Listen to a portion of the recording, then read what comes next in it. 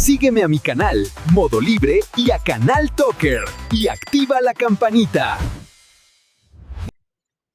¿Cómo están? Muy buenos días, muy buenas tardes, muy buenas noches. Hoy día vamos a hablar sobre el siguiente tema, en este caso del curso de lenguaje, que este es para que lo puedan ver, realidad lingüística del Perú.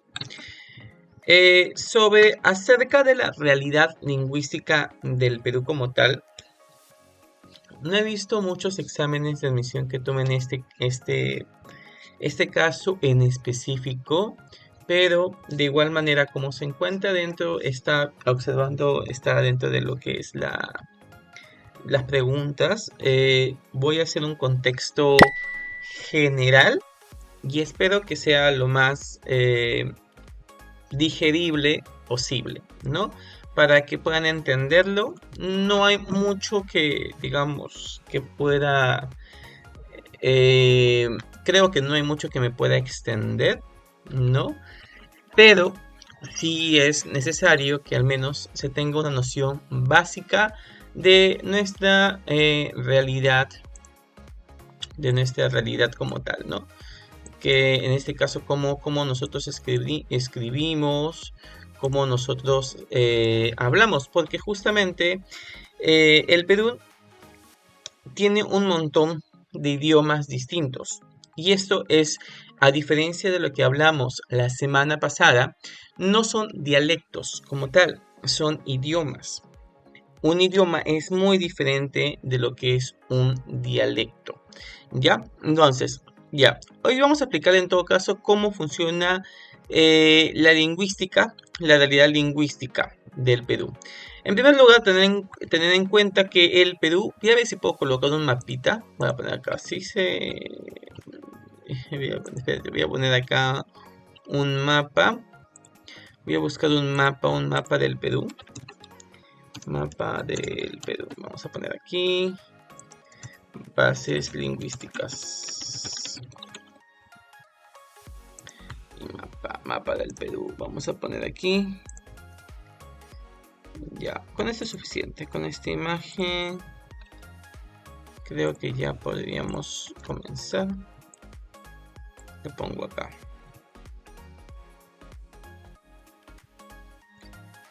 Full 4K HD está este mapa. Pero ya, para que me entiendan en cierta forma, ¿ya? Ustedes ya saben que esto es del colegio costa, sierra y selva, ¿no? Costa, sierra y selva. Ya, todo lo que está aquí es costa, sierra y selva. Lo que debemos en sí definir, ¿ya? Es que el primer punto, lo más importante, es que el Perú no tiene un solo idioma. Y el castellano no es nuestro idioma, o sea, es el idioma que se habla generalmente, pero no es el único idioma. Ese es lo más importante que debemos tener en cuenta. El español es el más hablado y el oficial a nivel nacional. Ya habíamos hablado sobre lo que era el idioma, ¿no? Que tiene justamente por un poder político, un poder social, ¿no? Por el que se le conoce como el idioma, ya el español. Pero obviamente este no es el único. Según el Ministerio de Educación, y lo pueden buscar ustedes mismos, en nuestro país tenemos un total de 48, ¿ya? 48 lenguas originarias, ¿ya? 48 lenguas originarias, de estas 48 lenguas, no dialectos, lenguas, 44 se encuentran en la parte de la Amazonía, en toda esta parte de nuestra región. 44 y 4 se encuentran en la parte, justamente en la parte andina, ¿ya? Estas están agrupadas justamente, voy a ponerlo acá, están agrupadas en 19, vamos a ponerle acá, 19 familias lingüísticas. Como dije, esto solamente lo tomen ustedes como un dato, ¿ya? Porque como no he visto que en un examen de admisión pregunten, yo asumiré que obviamente esto lo enseñan en la facultad de letras, ¿no? Lingüística, porque obviamente ellos deberían de conocer estas cosas mucho más a profundidad que yo. Pero en total hay 48 lenguas originarias, de las cuales 44 se encuentran en la Amazonía y 4 se encuentran en las partes andinas, de las cuales están agrupadas en 19 familias lingüísticas, las cuales total justamente son el medio de comunicación es su forma de hablar de ellos, ¿ya? En total. De este modo, estas lenguas, estas 48 lenguas, nosotros las conoceremos como lenguas, voy a ponerlo acá, amerindias. Amerindias. Y vamos a ponerle otro, ¿no? Otro. Amerindias, que son estas de acá. Las amerindias. ¿Ya? Porque son de Américas. Américas, bueno, de América del Sur de nosotros, pues se llaman amerindias. Y de ahí tenemos las restantes. ¿Cuáles serían en todo caso las no amerindias? Quiero que ustedes me digan. Tengo acá, voy a colocar esto en primer lugar.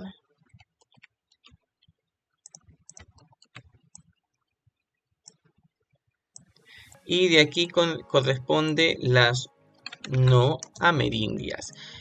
¿Cuáles serían las no amerindias? Las no amerindias serían todas las que no son originarios del Perú. Como por ejemplo, tengo el japonés, tengo el chino mandarín,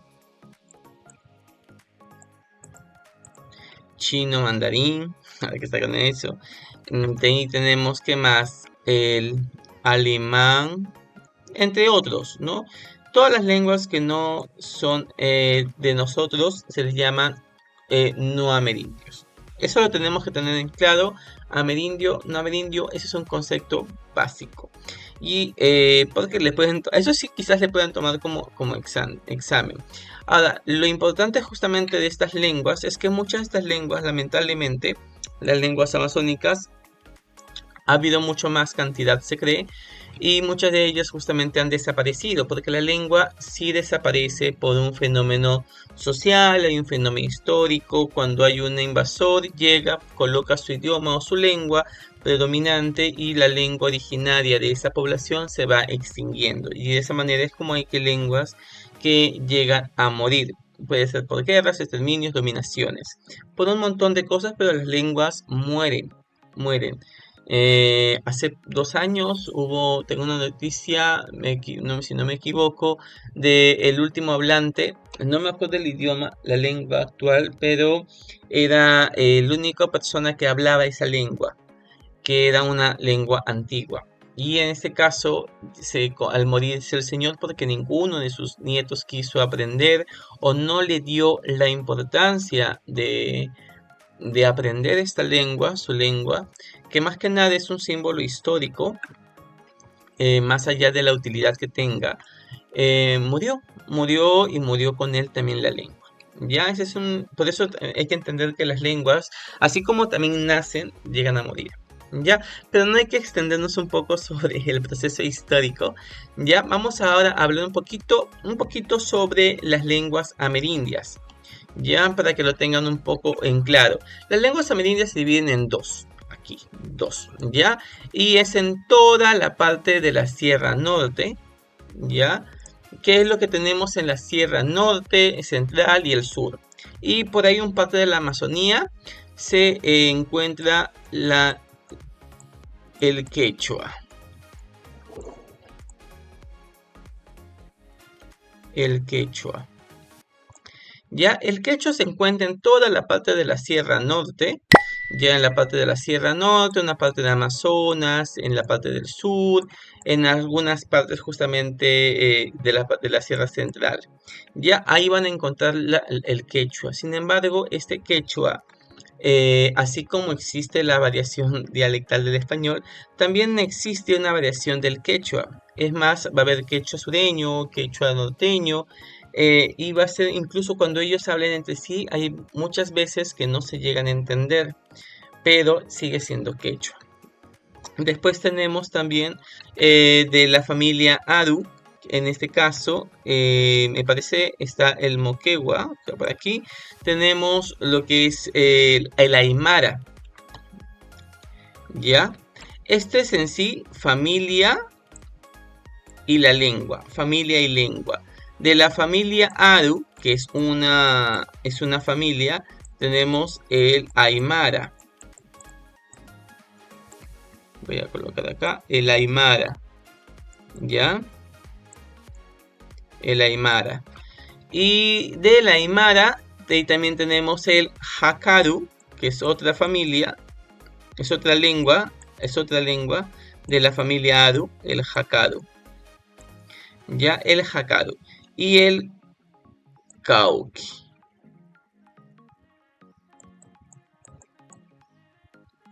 El Kauki. Ya, en este caso son dos familias, ya, que son el Quechua y el Aru, y son 4 lenguas. El Quechua también, el Aymara, el Hakaru y el Kauki. El Quechua ya hemos dicho que se habla en la Sierra Norte, en el Central, en el Sur y parte de la Amazonía. El Aymara lo vamos a encontrar en Tacna, ya, en Tacna. Tacna es acá. Sí. Acá es Tumbes, acá es Tacna. Tacna, van a encontrarlo en Puno, lo van a encontrar en Puno, en Moquegua, ya, en estas partes se va a encontrar lo que es el Aymara. Y el Hakaru y el Kauki se encuentran en Lima, ya. Me parece que uno de estos dos idiomas, no estoy tan seguro cuál de estos dos idiomas es el que ya se extinguió, porque hay muy pocos, pero muy pocos hablantes, ya. Ahora, actualmente se encuentran aproximadamente cerca de 4 millones de personas hablan el quechua. Como ustedes pueden observar, en realidad el quechua no es un idioma con una población pequeña de hablantes. Hay una gran población de hablantes. Y justamente 420 a 450 mil personas hablan el Aymara. ¿Ya? En todo caso no podemos ver que es una pequeña población, sino es una población muy grande, ¿ya? Entonces tenemos que entender muy bien. Y cada uno de ellos tiene su propia escritura, su propia gramática, su propia forma de decir las cosas, ¿ya? Entonces eso hay que tenerlo muy en claro. Quechua, Aymara, Hakaru y Kauki. De ahí tenemos las lenguas amazónicas. Las lenguas amazónicas no quiero controverar, o sea, no quiero mezclar mucho la información porque hay una mucha mayor diversidad de lenguas. Ya habíamos visto que hay como 44. Ya de esas 44 no me sé todas en realidad. Tenemos el arawak, el bora, el jíbaru, el hakaru, el huitoto. Vamos a ver cuántos puedo decir. Huitoto. Ya dije Bora, ¿no? Sí, ya dije Bora. Ticuna, el Tacana, ya. Tupi, ya dije Tupi. Bueno, chicos, hay un montón de lenguas, ¿ya? Hay 44 lenguas. De estas 44 lenguas están divididas en 17 familias. Las 17 familias son justamente las que acabo de mencionar. Y las familias más grandes que tienen en este caso sería el arawak y el pano, ¿ya? Con 10 lenguas cada uno. Como dije, no quiero expandirme mucho porque en realidad eso no lo va a tocar en el examen, pero en la parte de la Amazonía existen diferentes pueblitos, diferentes pueblos que mantienen su propio idioma. Quizás se mezclen entre ellos, entre los pueblos, uno que otro idioma, tienen préstamos lexicales, pero eso no evita que también cada uno tiene su propia lengua, su propia forma. Entonces, esa es la importancia de mantener de nuestra gran diversidad que tenemos en el Perú, de nuestra gran población de tribus, de poblaciones que mantienen, digamos, algo en estado puro y mantienen su lengua, ¿ya? Y no sería bueno que obviamente estas lenguas mueran. ¿Por qué? Porque ellos, en su idioma, en su lengua, ellos pueden expresarnos o decirnos conceptos de lo que nosotros en español no tenemos la palabra como tal. Entonces, cuando se muere, no solamente se muere eso, también se muere su historia, la forma en cómo ellos cuentan el mundo a través de su lengua, ¿ya? Pero ya sabemos que son 17 familias amazónicas, mientras que las andinas son solamente dos. Ya de que ya hemos visto el quechua y el aro, lo vuelvo a decir. Y las lenguas son cuatro: quechua, aymara, jacaro y cauqui. De las 17 familias, ya no me acuerdo todas, como dije. Voy a mencionar, como dije, pano, el arawak, que son las más conocidas. Entre ellas está la chaninca. De ahí tenemos el, ¿qué más? ¿Qué más había dicho? El pano, el tupi, tu- tupi, sí. De ahí tenemos el jíbaro, que hablan, por ejemplo, los Yanomamis, ya, la que justamente lo estoy estudiando, los Yanomamis. De ahí tenemos la familia el Huitoto. Ya son 17, chicos. No me acuerdo todos, en realidad, pero es para que más o menos lo entiendan. Yo no soy lingüista. Quizás algún día me lo deberé aprender porque me va a servir a mí más adelante. Pero por el momento ahorita recuerden esas cosas esenciales. Ahora, ese es sobre las lenguas amerindias y las lenguas no amerindias. ¿Ya? Sobre las lenguas amerindias hemos hablado. Ahora vamos a hablar un poco sobre las lenguas no amerindias. Las lenguas no amerindias, y en este caso vamos a hablar un poco sobre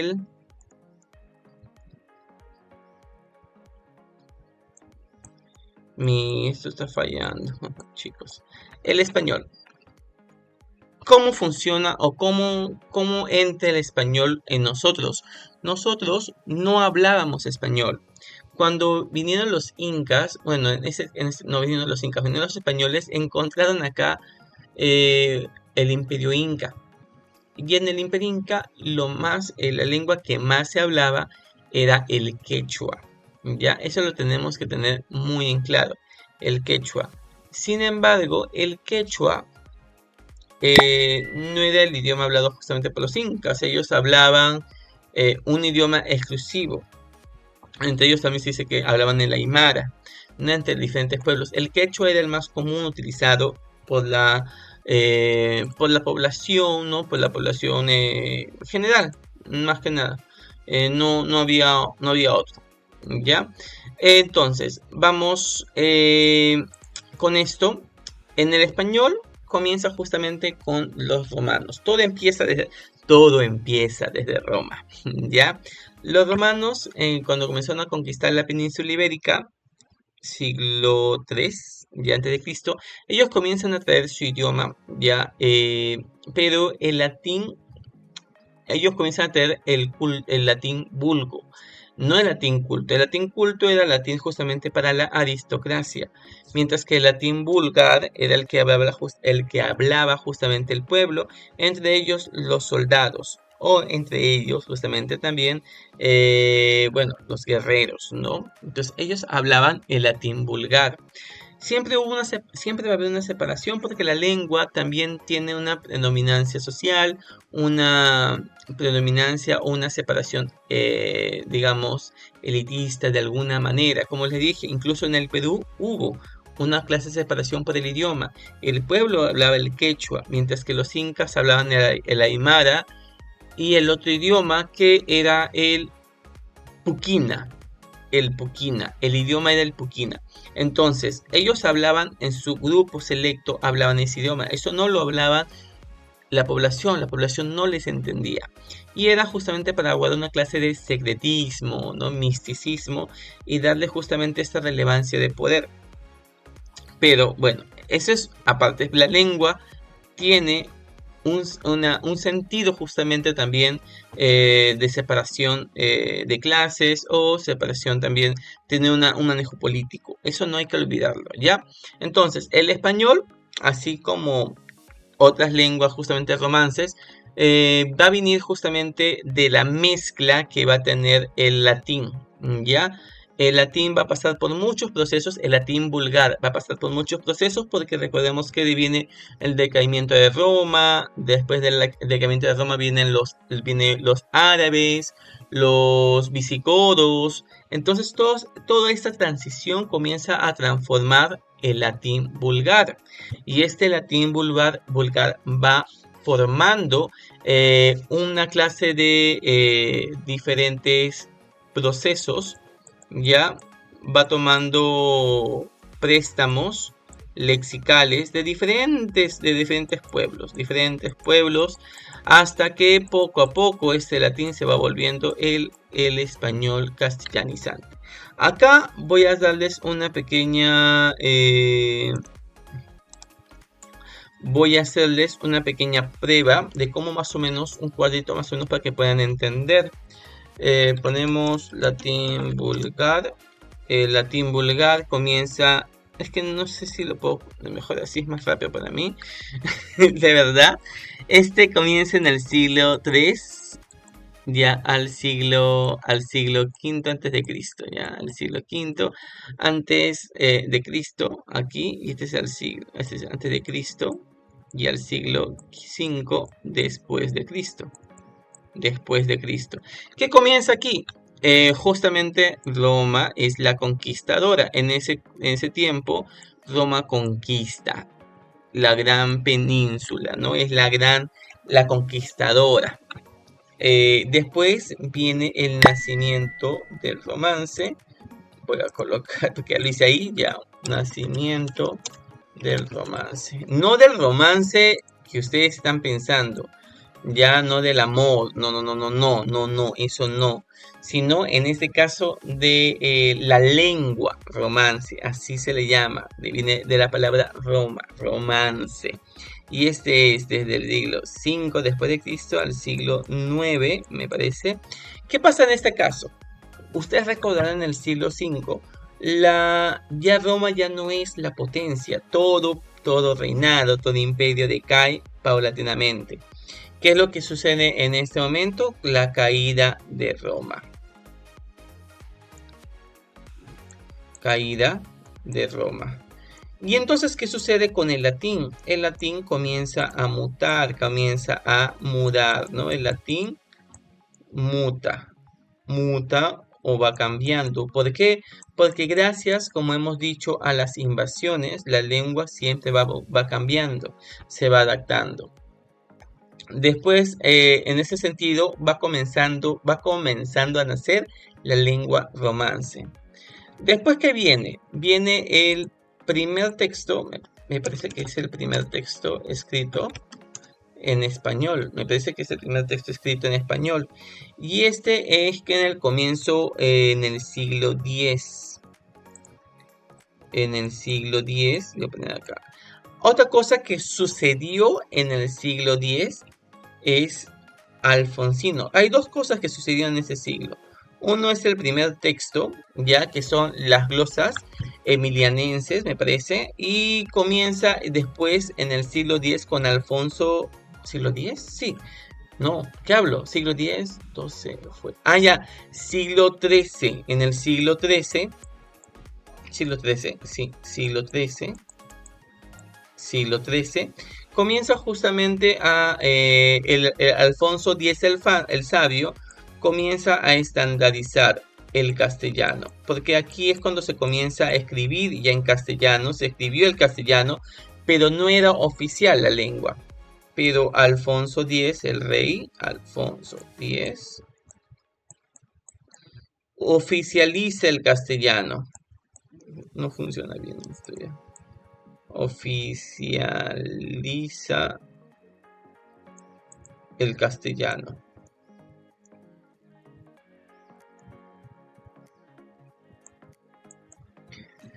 Ya, y eso se le llama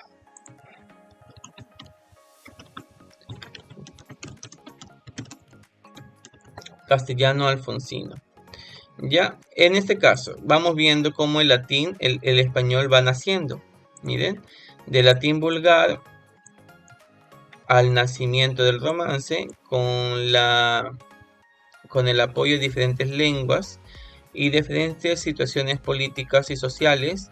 De ahí van haciendo el castellano, en este caso, con el primer texto. Ya existía el castellano, ya se hablaba el castellano en el siglo X, pero todavía no se oficializaba. Y en el siglo XIII, con Alfonso X el Sabio, que lo llamaron, se oficializó el castellano como tal. Es más, él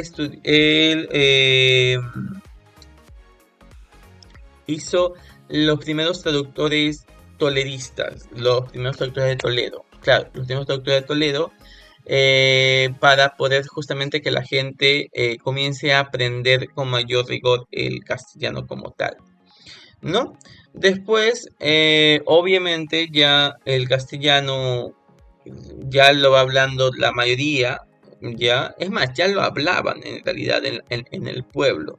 Y en el siglo XV, el siglo XV, ¿qué es lo que pasa en el siglo XV?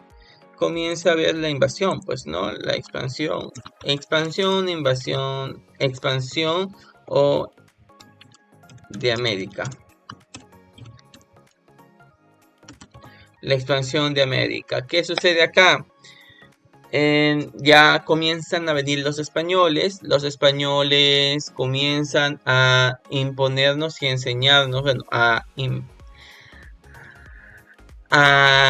¿cómo puedo decirlo?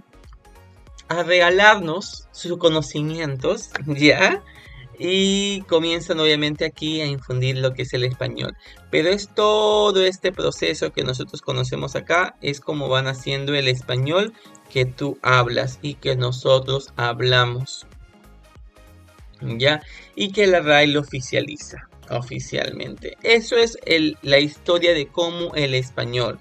Sin embargo, el español actual que tú y yo hablamos, ya, otros mejores, algunos mejores que otros, ya, a través de todo ese tiempo y tenemos que tener en cuenta que la lengua, como ya dije, la lengua siempre muda, la lengua siempre muda, siempre cambia, no se mantiene estática, no es estática.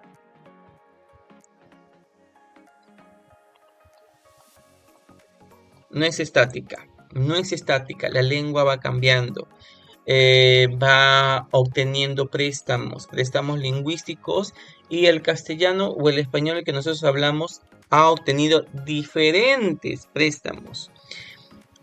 Si bien es cierto, nuestra base viene del latín vulgar, si nosotros vamos al diccionario, vamos a encontrar de dónde proviene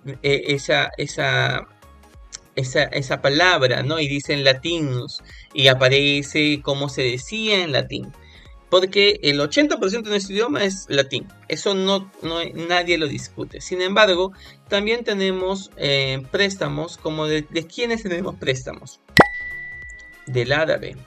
Recuerden que cuando decayó Roma, vinieron los árabes. Los árabes aparte del álgebra, ya, también nos prestaron lenguas. Generalmente, para reconocer una lengua, un préstamo del árabe, ellos comienzan con la letra al. ¿Qué palabras comienzan con al? A ver, tenemos almohada, tenemos, ¿qué más? Álgebra, alcalde, algoritmo, algodón. Tenemos muchas palabras que comienzan con al. Entonces, esas palabras en realidad, bueno, debe ser por almohada, algodón, ¿ya? Deben ser son préstamos del árabe, que nosotros en español lo hemos adoptado y lo utilizamos actualmente de lo más natural. Nunca nos hemos cuestionado eso, ¿ya? También hemos tenido préstamos justamente cuando vinieron los visigodos, ¿ya? Pero de ellos generalmente hemos obtenido un préstamo más que nada de apellidos o nombres, ¿no? O nombres, ¿como cuáles? Ricardo es un nombre también visigodo, ¿ya? ¿Qué más? Gonzalo Estoy recordando un poco sobre los nombres que me enseñaron. Ya, Gonzalo. También hay una palabra, me parece que Yelmo, pero nadie utiliza. Ellos utilizaron palabras más que nada asociadas a las guerras. Entonces, Yelmo también lo utilizaban. Ya, también, y nosotros lo utilizamos, obviamente que ahora menos que antes, ¿no? Pero igual actualmente utilizamos. Ahora, qué otro idioma podemos entender de acá? A ver, eh, por ejemplo, ¿ustedes piensan que el quechua no impartió nada? Nosotros utilizamos un montón de palabras en quechua, solamente que no sabemos qué es quechua. ¿Cómo qué palabras? Tenemos puma, ¿qué más? Tenemos llama, tenemos cancha, ¿no? Tenemos choclo, tenemos mate, me parece que chocolate también es quechua, no estoy seguro. Sí, me parece que chocolate también es quechua. Entonces, hay palabras quechua que nosotros le usamos normalmente, pero no sabemos qué es quechua porque nos enseñan como si fuese español. Entonces, sí hemos tenido también préstamos del mismo quechua, obviamente del país que han invadido, se utiliza. Ahora, del francés también tenemos préstamos como por ejemplo bureau, tenemos carnet. Del inglés, ahora más que antes, obvi, ¿no? Hello. Ya tenemos por ejemplo email, tenemos stream, estrés, tenemos fútbol, tenemos closet, ¿no? Entonces, esas palabras no son español, sino que son préstamos del inglés. Entonces, el español, como pueden ver ustedes, se ha expandido y ha crecido con diferentes préstamos, ¿ya? Y eso es la realidad lingüística del Perú, ¿ya? Voy a hacer un pequeño resumen para que lo tengamos claro. El Perú tiene 48 lenguas originarias vivas. 44 de ellas se encuentran en la parte amazónica y 4 en la parte andina. El español como tal proviene del latín vulgar. Este es obviamente que debido a procesos históricos ha pasado por los árabes, por los visigodos, ¿no? Y el español, el latín vulgar, ha comenzado a evolucionar y a cambiar en lenguas romances. ¿Cuáles son las lenguas romances? Les voy a dictar acá, porque creo que eso no les he dicho. Las lenguas romances, que acá debía haberlos dicho, pero no les dije. Tenemos el castellano o el español, como quieren decirle. El castellano porque viene de Castilla, ¿ya? Actualmente se dice que se dice español. ¿Por qué español? Porque proviene de España, por eso nosotros le llamamos español. Pero en realidad se llamaría castellano, ¿ya? Porque proviene justamente de la provincia de Castilla. Ya, ¿de qué otra lengua romance? Tenemos el francés. Tenemos el catalán. ¿Qué otra lengua? El portugués. El italiano.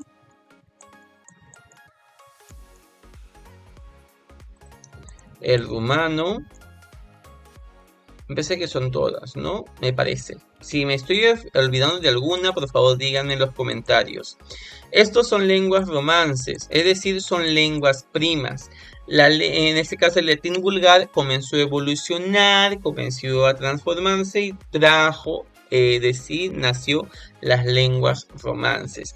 Estas lenguas romances, enfocándonos solamente en el español, Alfonso X lo oficializa, en 1492 vienen acá, nosotros como ya personas que hemos sido enseñadas, adoptamos el español y siempre la lengua va evolucionando. Esta es la realidad lingüística, somos un país pluricultural y plurilingüe. ¿Ya? Entonces, recordemos que el español no es el idioma correcto ni el único. Ya las lenguas que hablan en otros lados no son dialectos inferiores, por favor.